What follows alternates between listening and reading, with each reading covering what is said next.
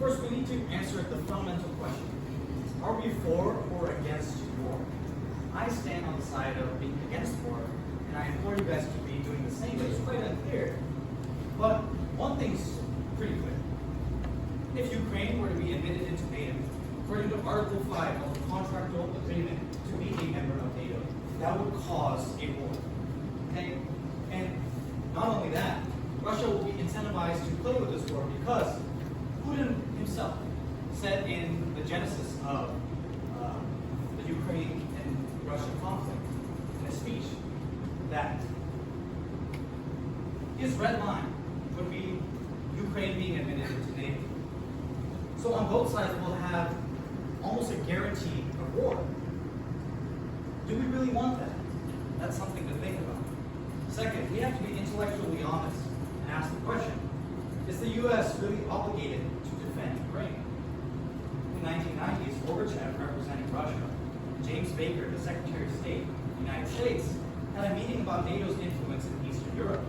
It was James Baker who said, NATO will not move 1 inch, that was his word, 1 inch to the Eastern Hemisphere into Russia's sphere of influence.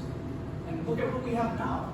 The Baltic states, the Baltic countries, Latvia, Lithuania, Estonia, these are now on the border of Russia.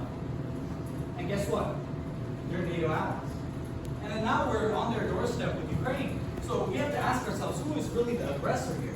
And I know it's a tough topic to kind of assume and take this into consideration, but we have to be intellectually honest. Second, Zelensky, the president of Ukraine, in 2019 and 2021, signed a law that passed a state media and kicked out and eliminated all the other medias that we have, for example, like CNN or anything.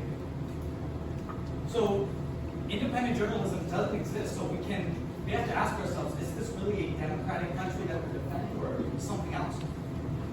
Third, on Piper's point, Mr. Piper states that we should be the global defenders of democracy. And that reminded me of a quote. Set your house in order before you criticize the world. Which means, while it be righteous to defend democracy all over the world, even assuming that's economically feasible, we first have to look ourselves in the mirror and see if we can even do it. Because if Ukraine were to be admitted into NATO, then that would incentivize the United States to defend Ukraine. Well, we have what? The homelessness crisis, right? Poverty crisis, and even the fentanyl crisis that's happening over the border. Are we really in a position to be the saviors of humanity? Or are we in a position to save ourselves? Thank you.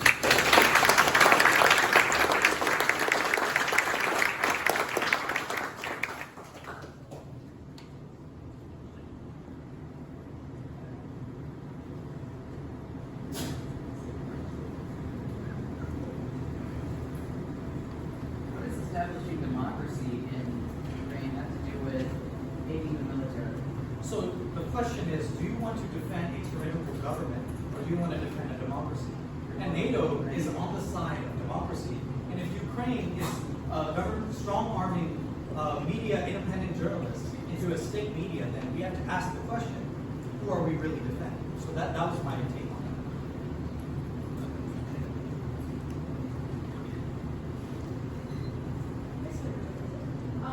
Ukraine actually is on its way to being, it is a democratic country because it made its independence in 1991. Well, you could say that it's a democratic country, but to be a democratic country, you would have to listen to both sides, yes and no, right?